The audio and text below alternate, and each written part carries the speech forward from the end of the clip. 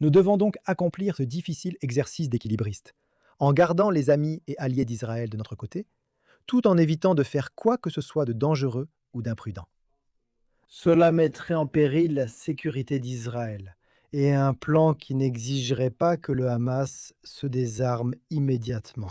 Ou, vous savez, même ce plan ne parle pas de la démilitarisation de Gaza. Il évoque simplement le fait que le Hamas mette ses armes en stockage à Gaza, ce qui est dangereux pour la sécurité d'Israël. C'est quelque chose qu'aucun dirigeant ne peut accepter. Eh bien, nous attendons toujours une réponse officielle de la Maison-Blanche après que Benjamin Netanyahou a catégoriquement rejeté après qu'il a catégoriquement rejeté le plan du Conseil de la paix de Donald Trump pour Gaza. Il vaut la peine de se pencher sur ce que cela signifie pour la relation entre le président américain et le premier ministre israélien, qui, selon certains à la Maison-Blanche, était déjà tendu. Lors d'une réunion télévisée du cabinet hier, Netanyahou a affirmé que l'armée israélienne ne se retirerait pas tant que le Hamas ne serait pas totalement désarmé et qu'il n'y aurait pas d'État palestinien à Gaza ou en Cisjordanie sous son mandat. Plus tôt cet été, le président américain était de plus en plus frustré que les actions d'Israël au Liban puissent compromettre un accord de cessez-le-feu avec l'Iran. Trump a confirmé avoir traité Netanyahou de fou et utilisé un juron lors d'un appel tendu. Je reçois maintenant l'ex-porte-parole du gouvernement israélien, Eylon Levy. Bonsoir à vous, Alon. Bonsoir Kate. Bonsoir.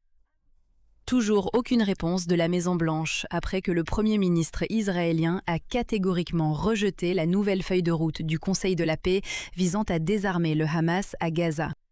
Penses-tu que c'est préoccupant ? Non, j'espère que la Maison-Blanche prendra très au sérieux les préoccupations d'Israël concernant ce texte. C'est un plan très problématique.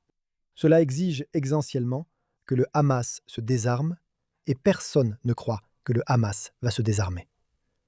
Le Conseil de la paix ne croit pas que le Hamas va se désarmer. Le Hamas a déclaré qu'il ne va pas se désarmer et qu'il veut utiliser ses armes pour dicter le rythme du retrait israélien au lieu de se désarmer d'abord. Alors les Israéliens se demandent quel est l'intérêt d'un plan qui va donner une chance, leur donner une opportunité, demander au Hamas de se désarmer et voir si cela fonctionne. Parce que si c'est voué à l'échec, cela ne fera qu'empirer les choses. Nous voulons tous éviter un autre 7 octobre. Nous voulons tous éviter une reprise de la guerre. Et cela va nécessiter que le Hamas soit totalement désarmé et que Gaza soit démilitarisé. Et ce plan ne le fait pas. Alors pourquoi la Maison-Blanche ? Pourquoi Donald Trump a-t-il proposé cela ? Si personne ne croit que le Hamas va se désarmer lui-même, pourquoi diable Donald Trump attendait-il l'approbation d'Israël à ce sujet ? S'il savait déjà que c'était un plan irréalisable ? C'est une très bonne question. Je pense qu'aux États-Unis, il y a une volonté de voir si la diplomatie multilatérale peut sortir un lapin du chapeau et amener le Hamas à se désarmer. Mais après le 7 octobre, les Israéliens ont appris le prix à payer pour avoir cru à des illusions dangereuses. Et penser que le Hamas pourrait se désarmer lui-même est une illusion dangereuse. Et tant qu'il refuse de se désarmer, tant qu'il continue de s'enrichir grâce à d'immenses ressources, en affluant vers Gaza, vous verriez une force internationale, composée principalement de soldats de pays islamiques stationnés à Gaza, agissant effectivement comme une zone tampon, protégeant le Hamas contre Israël. Je veux dire, rappelons-nous que le plan initial en 20 points disait que les membres du Hamas qui acceptaient la coexistence pacifique et la remise de leurs armes bénéficieraient d'une amnistie. C'est un plan qui accorderait effectivement une amnistie aux membres du Hamas, même s'ils ne s'engagent pas à une coexistence pacifique. C'est un recul par rapport au plan en 20 points accepté en octobre pour mettre fin à la guerre. Ce sont des problèmes graves, et repousser la question ne sert à rien. Rappelez-vous, pour Israël, il s'agit d'empêcher qu'une armée terroriste s'approche de la frontière, à quelques mètres des habitations, comme avant le 7 octobre. Donc, il y a moins de tolérance au risque. Et regardez, quand nous avons des suggestions, quand il s'agit de quelque chose d'aussi important qu'un plan de paix, lorsqu'il est proposé par quelqu'un comme Donald Trump, il doit y avoir un sens, il doit y avoir une intention derrière cela. Et lui, bien sûr, et je ne sais pas si vous êtes d'accord, ce serait politiquement avantageux pour lui s'il parvenait à faire aboutir quelque chose à Gaza. Les élections de mi-mandat approchent. Pensez-vous que cela joue un rôle, pour être tout à fait franche ? Bien sûr, les États-Unis ont intérêt à montrer qu'ils ont obtenu un succès diplomatique. Mais Israël restera sceptique face à tout accord qui ne vaut pas l'encre avec laquelle il est imprimé. Vous ne pouvez ignorer l'éléphant dans la pièce. Une armée terroriste déterminée à détruire Israël et tuer ses habitants conserve ses armes et refuse de se désarmer. Oui, et il est vraisemblable que cela compte bien plus pour le peuple israélien que le fait que leur Premier ministre entretienne de bonnes relations avec Donald Trump, ce qui pourrait signifier que Donald Trump ait plus de succès lors des élections de mi-mandat en novembre. Je lis simplement les commentaires d'un haut responsable américain qui s'adresse à une journaliste israélienne, Barat Reviv, qui travaille pour une entreprise appelée Axios. Et ils disent que cela ne nous pose aucun problème. Ceci concerne la déclaration de Netanyahou, qui a été faite après qu'il ait rencontré le cabinet hier soir. Nous n'avons aucun problème avec cela, tant qu'il continue à faire ce que nous demandons. Israël traverse une période électorale cruciale, avec les élections les plus importantes de la carrière de Netanyahou. Sa vie politique, sa carrière et son héritage sont en jeu. Mais le fait est que personne en Israël ne croit que le Hamas va se désarmer volontairement. Et personne en Israël ne miserait sur un plan qui suppose que le Hamas se désarmera volontairement. Tout dirigeant politique qui se lèverait et dirait « Voici un morceau de papier, la paix pour notre temps, et le Hamas va se désarmer volontairement », serait franchement tourné en ridicule et considéré comme une menace pour la sécurité nationale. Donc je pense que Netanyahou a clairement accédé à la demande des États-Unis de réduire les frappes contre les terroristes actifs du Hamas à Gaza. Ce soir, les médias israéliens rapportaient que des soldats disaient que leur liberté de manœuvre contre le Hamas était restreinte. Mais tout le monde en Israël comprend que le Hamas ne va pas se désarmer volontairement, et il est dangereux de faire confiance à un plan qui part du principe qu'il le fera. Et vous savez, l'une des leçons qu'Israël a tirées du 7 octobre concerne parfois la nécessité de tenir tête à des amis qui peuvent avoir les meilleures intentions, mais aussi de résister à la pression de faire des choses risquant la sécurité du pays, sachant à quel point une erreur peut être catastrophique.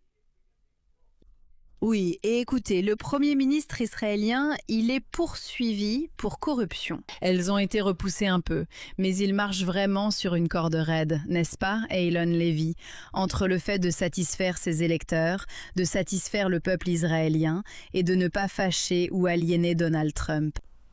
Lequel est le plus important ? Eh bien, le Premier ministre doit équilibrer des intérêts concurrents et entretenir une relation solide avec notre principal allié, les États-Unis. Mais en même temps, il ne peut pas prendre à la légère la sécurité d'Israël. Il ne peut pas compromettre la sécurité d'Israël, ni permettre à l'armée terroriste du Hamas de s'approcher de la frontière israélienne simplement pour réduire la pression diplomatique ou améliorer son accueil à l'étranger. Il doit donc réussir ce difficile exercice d'équilibriste. Garder les amis et alliés d'Israël de son côté, tout en évitant de faire quoi que ce soit de dangereux ou d'imprudent. Cela mettrait en péril la sécurité d'Israël, et un plan qui n'exigerait pas du Hamas qu'il se désarme immédiatement. Ou, vous savez, même ce plan ne parle pas de la démilitarisation de Gaza. Il évoque le fait que le Hamas entrepose ses armes à Gaza. C'est dangereux pour la sécurité d'Israël. Ce n'est pas quelque chose qu'aucun dirigeant puisse accepter. Aucun rival politique ne lui dit d'accepter ce plan ou de faire confiance à ce processus. Passons brièvement à l'Iran, qui est évidemment lié à tout cela, puisque le Hamas est un proxy de l'Iran. Mais il y a une guerre en cours. Comme vous le savez bien, les États-Unis et Israël s'unissent pour s'opposer à l'Iran, qui formule des exigences de plus en plus défavorables envers les États-Unis dans leurs négociations de paix. Même si, vous savez, les frappes se sont certainement calmées ces derniers jours. Pensez-vous que nous allons arriver à un point où une action militaire supplémentaire ou accrue va devenir inévitable ?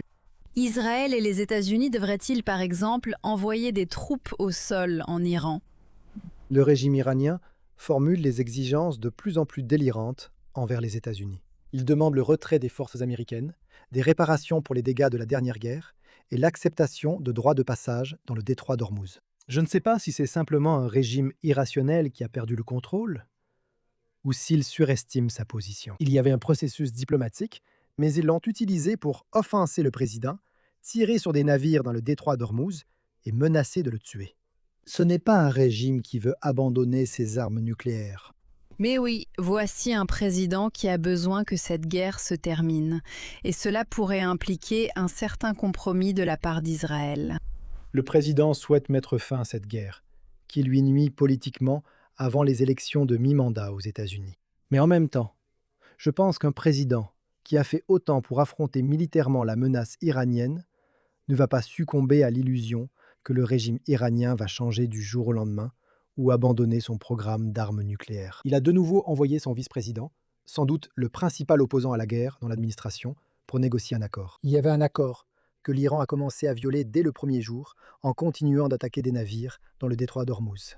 Donc je pense que le président Trump espère que la pression économique forcera les Iraniens à céder. Rappelez-vous, il y a toujours un contre-blocus américain du détroit d'Ormuz.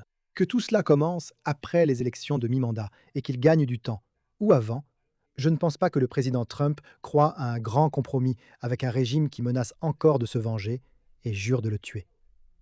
Eh bien, merci de nous avoir parlé. Nous apprécions votre point de vue à ce sujet. Eylon Levy, qui est un ancien porte-parole du gouvernement israélien, merci d'avoir été avec nous.